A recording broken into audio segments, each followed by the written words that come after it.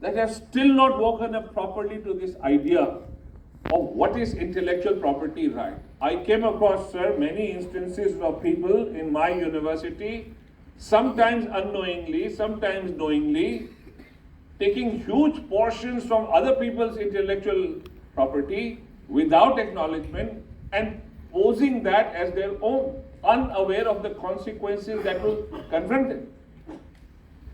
If this happens at some of the so-called better-known universities of India, you can imagine what must be happening at other places. I remember so well, within a few weeks of becoming Vice Chancellor, a Supreme Court Justice wrote me a letter where he said that I have been appointed examiner for a doctoral thesis in law of one of your students. And upon examination, I find that more than half the thesis is completely plagiarized.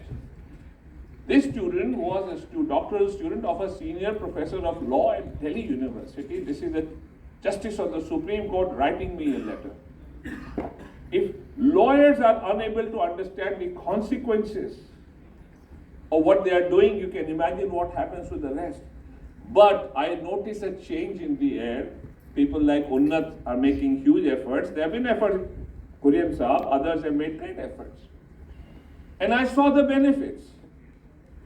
We instituted an IPR chair at the University of Delhi. We strengthened our patent system. We gave huge funding to allow patents to be issued without fuss. University backed the deserving patents.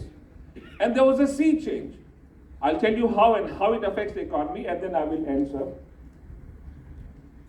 So we set up an undergraduate program that was highly innovative in many ways. That's something we must understand if you want to really build a good IPR system.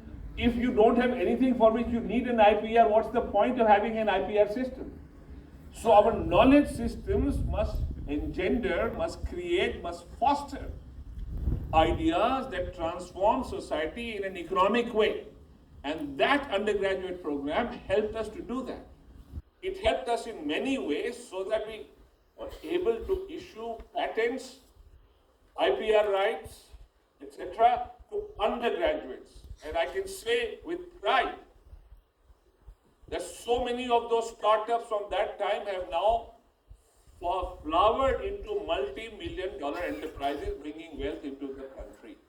That is the purpose of a knowledge system. You can have all the laws that you like, protecting IPR, this, that, etc.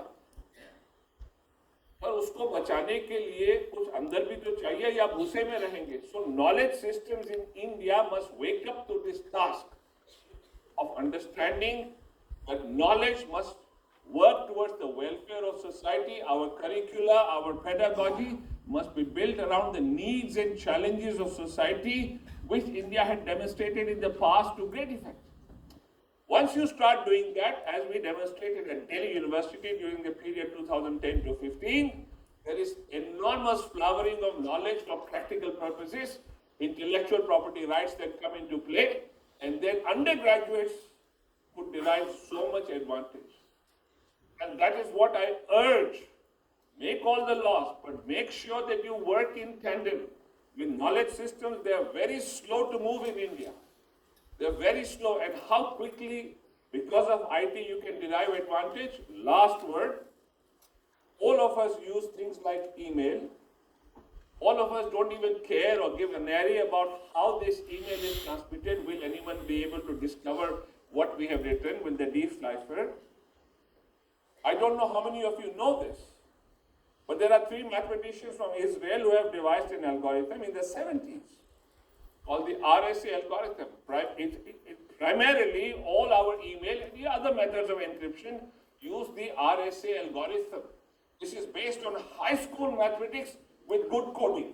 That's all there is to it. And I've tried these experiments with high school students, and they are able to develop such systems just using high school mathematics. But none of our knowledge systems do this. Those 3 mathematicians have become multi-millionaires because they hold the IPR to that. That's what India needs to wake up to. That's what we need to be aware of, and that's what should be one of the purposes of an event like this. Thank you very much.